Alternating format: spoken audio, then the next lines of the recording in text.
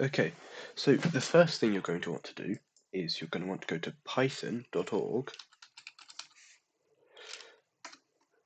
and you're going to want to go to the download button. You're going to want to click that to start the install. Now you're going to wait for the install to finish, and once it's finished, you're going to launch it. It's going to launch up into a menu that should look like this. You're going to want to click the add python.exe to path, and I would suggest you also click use admin privileges when installing py.exe. Of course, if you don't have admin privileges on your computer, you don't want to click this because you won't be able to use it. And then just click install now. You'll see it will just start installing Python for you. Okay, so now that you've installed it, we can close out of the installer. So you can also close out of your browser if you wish to.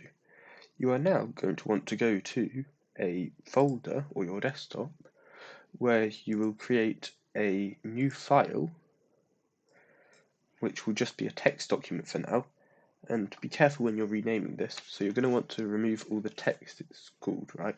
You don't want it to be called new text document, and then you're also going to remove the .txt. And what you're going to want to do is you're going to want to name this whatever you want. I'm just going to name it code. However, you do have to have at the end .py. Just when you click enter, it will warn you that if you change it, the file may become unusable. You do want to change this because this is what a Python file is.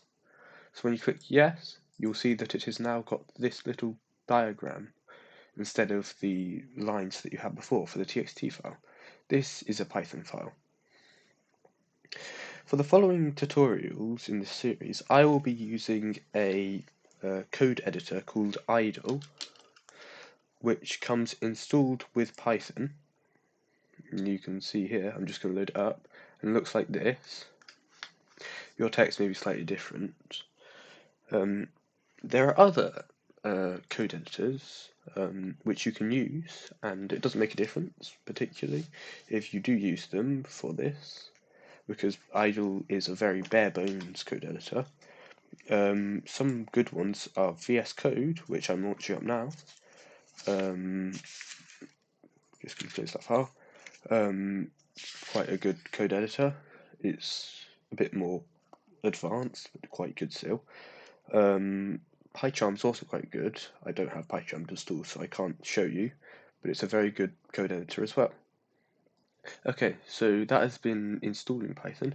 Next time we will show you how to program your first code in Python, as well as open that Python file.